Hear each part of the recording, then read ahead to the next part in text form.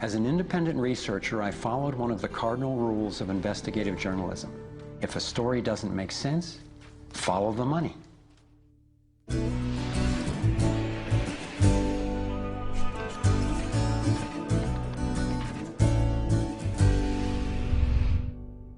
Our being dependent on oil ensures that energy corporations continue to reap phenomenal profits. I see them committing huge resources to undermine energy alternatives, to control global reserves, and to maintain high oil prices. They have enough money and influence to suppress anything that might threaten their monopoly. So who's behind the huge energy corporations? The Rockefellers' oil empire got started in 1870 when John D. Rockefeller founded Standard Oil and became America's first billionaire. Standard Oil has since morphed into ExxonMobil and others. And the Rockefellers control our food as well. They were primarily responsible for the global shift to large-scale petroleum-based agriculture. I remember the so-called Green Revolution of the 1960s and 70s. Like most people, I thought it was a great thing. It was, however, based on the planting of huge plots with a single crop using vast amounts of oil-based fertilizers, herbicides, and pesticides. The Green Revolution was the brainchild of the Rockefeller Foundation's Natural Science Division in partnership with large agricultural corporations. Petroleum-based agriculture provided vast new profits for the oil industry, but never lived up to its promises of ending hunger and promoting health. The Green Revolution did at first increase productivity because every bit of soil was being used for immediate production. But its true costs can now be seen. Taxpayers pay billions in subsidies to giant agribusiness corporations. Small family farms have all but disappeared. Biodiversity is destroyed. Toxic chemicals poison farm workers and pollute the land, water, and our food supply, endangering the health of us all. As of 2010, approximately 1 in every 7 people worldwide did not have enough to eat. The giant corporations who had brought us chemicals for chemical industrial agriculture, and they were talking about 3 instruments to consolidate the food chain. The first was genetic engineering as a way of control. The second was patenting seed and patenting life as a way of control, declaring seed to be private property, treating the saving of seed by farmers as a crime, as a theft of intellectual property. And the third was so-called free trade treaties that would rob ordinary people, farmers, growers, of their freedom to save seed. The design of terminator technology to create sterile seed in order to impose even more dependence of humanity on a handful of corporations is the ultimate step in this. We are, through what we are doing with seed, literally for the first time, creating a new colonization, which I call the colonization of the future.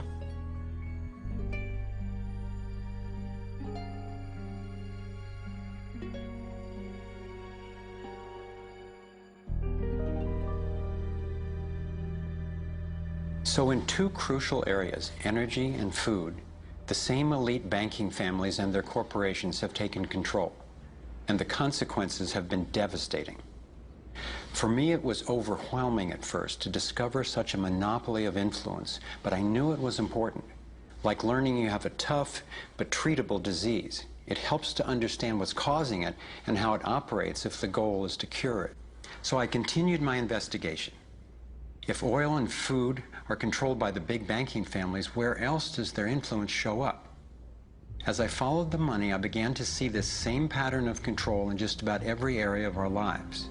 And I always found the same families in charge, either directly through their banks and corporations or indirectly through their major foundations.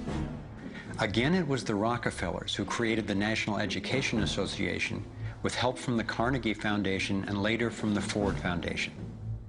What the captains of industry wanted from our schools was an obedient and docile workforce who would be manageable employees and eager consumers. Schools are to establish fixed habits of response to authority. That's why it takes 12 years. You're to respond reflexively when anyone in a position of authority tells you what to do. Like education, health is yet another area dominated by big money and corporations. The American Medical Association, for example, is largely funded by the Rockefellers, who use their funding to influence AMA research and decision-making.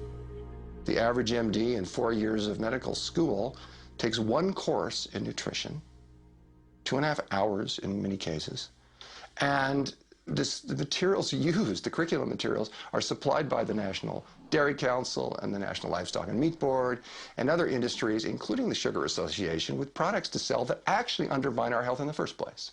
Unfortunately, the way the system of medicine is set up, medical education is primarily, funded by pharmaceutical companies.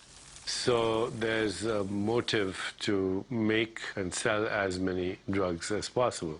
It's also a very time-effective way of making money for the physician, for the pharmaceutical company, for the whole medical establishment. But it's really perpetuating the problems it was meant to alleviate. Side effects may include nausea, dry mouth, and constipation. Decreases in white blood cells, which can be serious. Sexual side effects, diarrhea, nausea, and sleepiness. Can lead to coma or death. How far will these forces go to make a profit? Would they actually suppress cures for diseases the way they've suppressed free energy technology? Sadly, my research has shown me the answer is yes. One well-documented example is the case of Dr. Royal Rife. In the 1920s, Dr. Rife invented the most advanced microscopes of his time. He also developed a new technique he called coordinative resonance, which was apparently able to destroy cancerous tumors as well as viruses. In 1934, in clinical trials affiliated with the University of Southern California, Rife's treatment was tested on 16 terminally ill cancer patients. Within 3 months, they were all successfully cured. Soon after, a lab testing Rife's technology was burned down and a frivolous lawsuit was filed. Through the efforts of Morris Fishbein, head of the Journal of the American Medical Association, Rife was essentially shut down and ruined, his brilliant and promising work all but forgotten. It was really hard for me to consider that someone might actually be suppressing cures. And cancer has run through my family like a raging river. I found out that it's all about patents. If a pharmaceutical company can patent and make money from treatment, especially one that we have to keep on using, then that's what we get. Otherwise, we don't even hear about it. It's not just Rife who got shut down. Reen Case had an old Indian Ojibwe formula that was effective. Harry Hoxsey and Max Gerson had natural remedies that worked. But you know, if you go and you look them up, the AMA makes them sound like complete quacks. And that's where following the money has been so helpful, because the same powers who control the AMA and their research and funding control the pharmaceuticals. So there's a multi-trillion-dollar financial incentive to suppress cures that can't be patented. Knowing that cures exist has not taken away the anguish I feel from losing so many people I love to cancer. It's given me something really satisfying to do with the pain. And I believe when we take the love and devotion that we have for everyone who's died and who will die unnecessarily, and direct it to developing and getting these cures out to people who need them, we can break this cancer legacy and heal.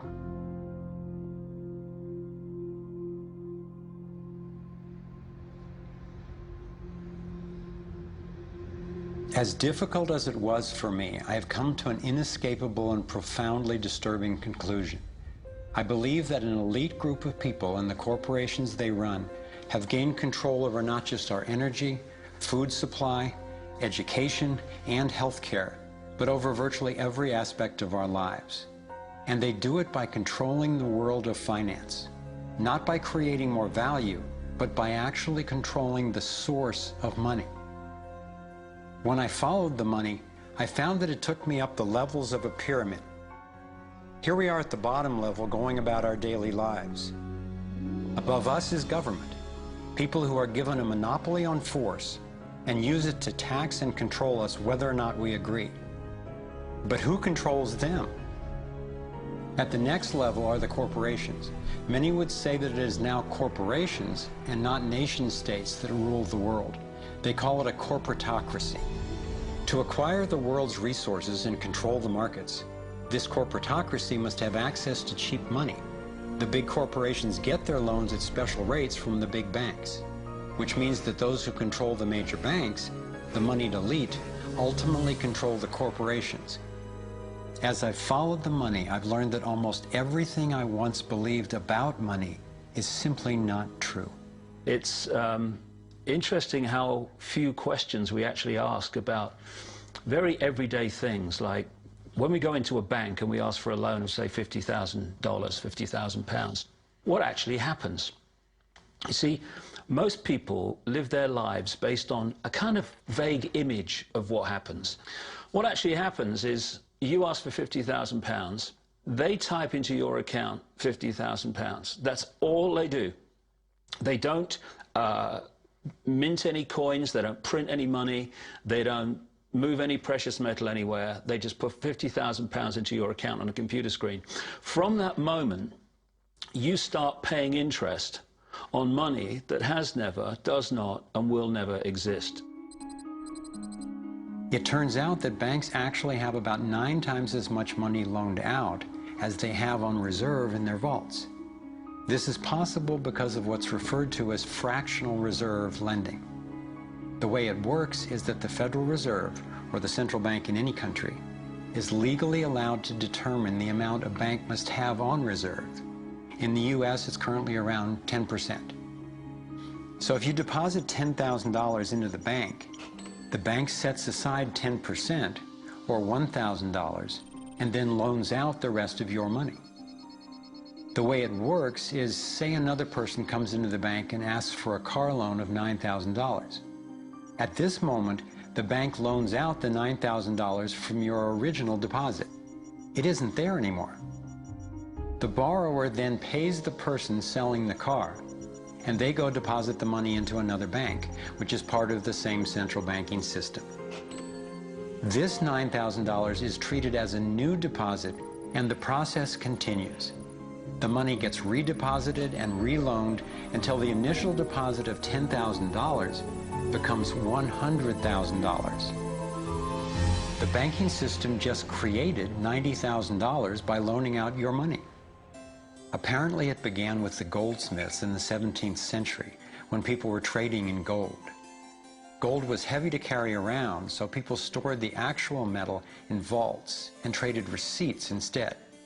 Those receipts were the first paper money. Since only a few people would withdraw their gold at any given time, the vault owners, basically the new bankers, began creating receipts for more metals than they actually held. They loaned out those receipts and charged interest on money, gold, that they didn't really have. That's how our so-called fractional reserve system was born. In this system, the bankers get to make up money out of nothing, while the rest of us have to work hard to earn it. It has created a modern form of serfdom where the mass of society is now working to pay off their debt to the banks.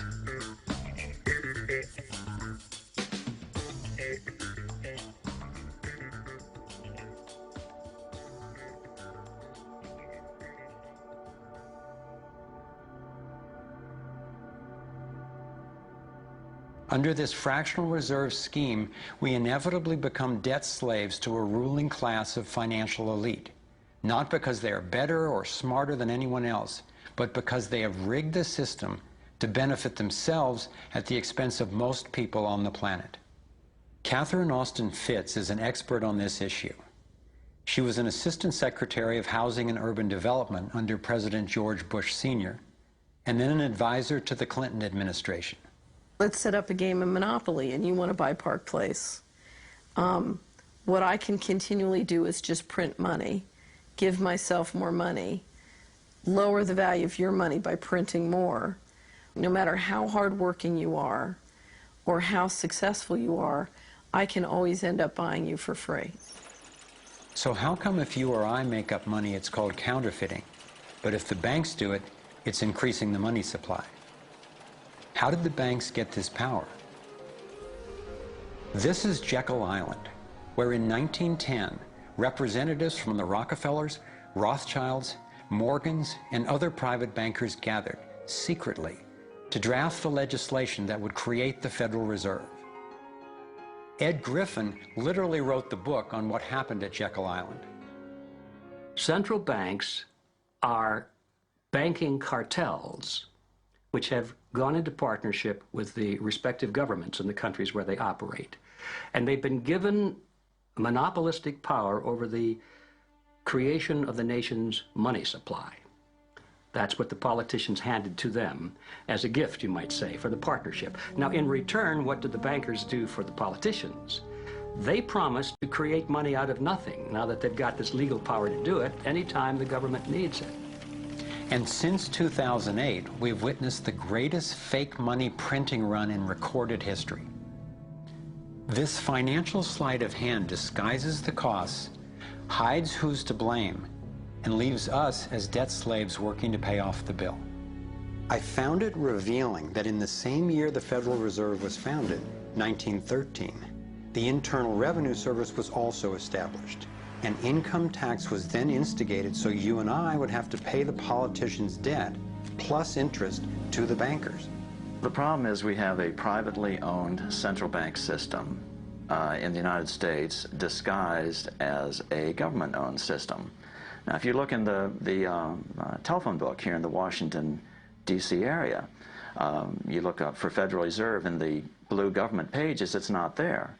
It's in the white pages right next to Federal Express. It's a privately owned central bank. What is the proper relationship, what should be the proper relationship between a chairman of the Fed and a president of the United States? Well, first of all, the Federal Reserve is an independent agency, and that means basically that there is no other agency of government which can overrule actions that we take. There is no other agency of government which can overrule actions that we take. We have a private bank that prints money on behalf of the Treasury. The Federal Reserve prints money on a debt-based system which creates scarcity. But it puts a group of insiders in a position of having access to all the data about the economy when we don't. So you have a small group of bankers who understand the data on how the money works in the economy, and it gives them the ability to print money in a way that the insiders are protected and everybody else is drained. Catherine went on to compare a healthy economy to a vibrant torus, balanced, freely flowing, and energized throughout, in contrast to what's happening in our current economy. What you have is a system that's very dynamic, and it's trying to optimize. But intertwined in the core of it, you have a tapeworm. The way a tapeworm works in your body is it injects a chemical into your body that makes you crave what's good for the tapeworm and bad for you. You have a parasite that's very much manipulating and engorging itself at the expense of the whole. We live in a tapeworm economy where the financial elite are the tapeworm and they're feeding on us. And they don't like it when people blow their cover. After Catherine began exposing government corruption at the highest levels, the FBI raided her company and seized its assets. She was dragged through the courts for 10 years before being found innocent. So we've got the Federal Reserve, a privately owned corporation with a monopoly on creating money, but with no accountability, backed up by a government with a monopoly on force. The country got sold on the Fed as an institution that would help stabilize the economy and remain independent of politics. But in fact, in close to a century of existence, the Federal Reserve has done just the opposite. Since they took charge, we've been robbed through inflation, and the purchasing power of the dollar has declined more than 96%. And the wealth gap makes it clear most of the money is going to a very few.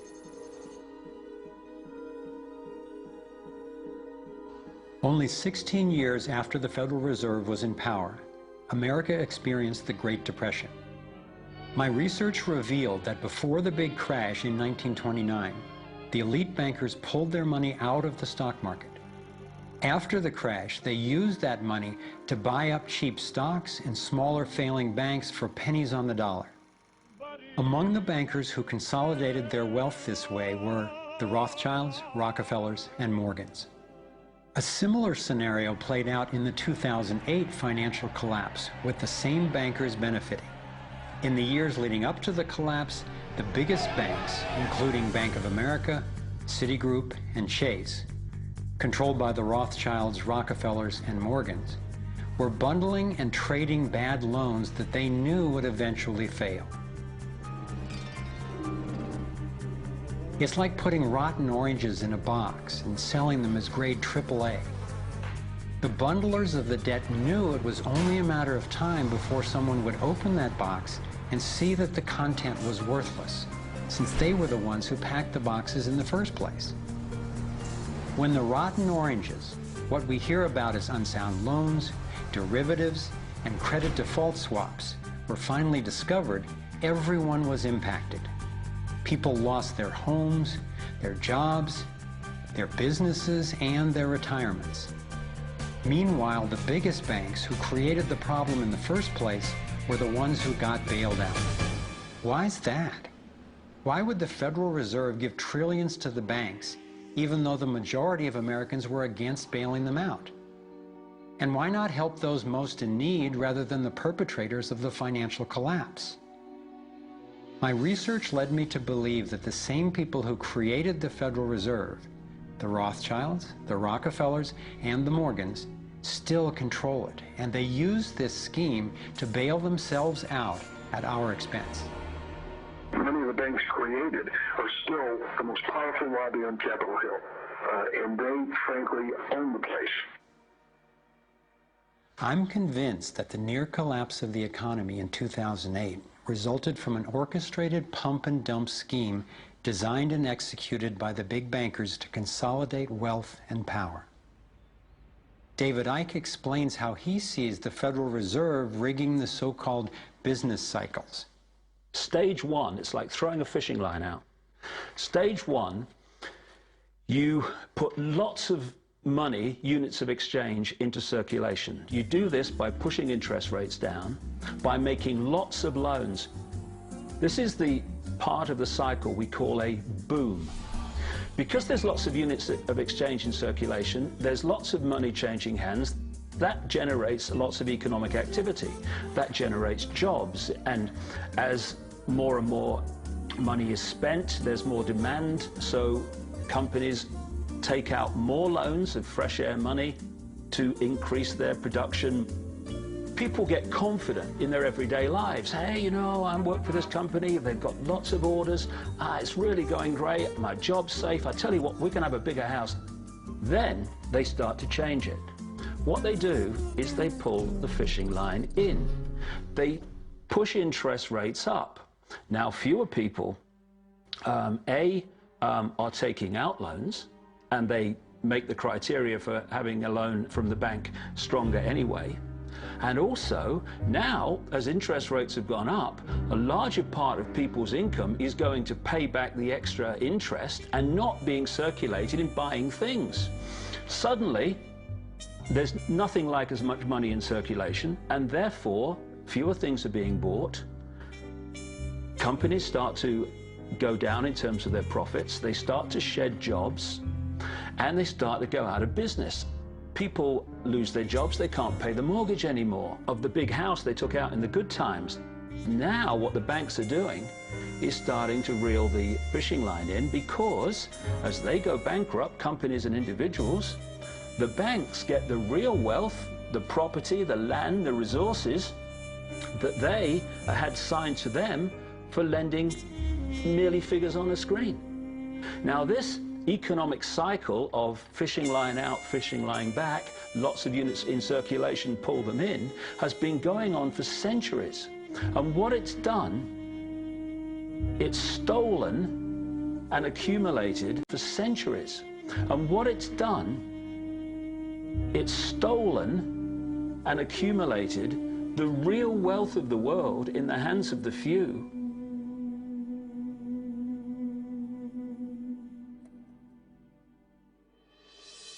At the international level, central bankers use the World Bank and the International Monetary Fund to make more money while exploiting the resources of countries they lend to, bankrupting them in the process. The central bank of central banks is the Rothschild-created Bank for International Settlements. The elite are positioning themselves to control access to virtually everything we need to survive. No matter where you go in the world, the money is controlled by the banking system. They decide if people eat or if they don't eat. Who's a billionaire and who lives on less than $1 a day? He who controls the money controls the world, and a very few control the money.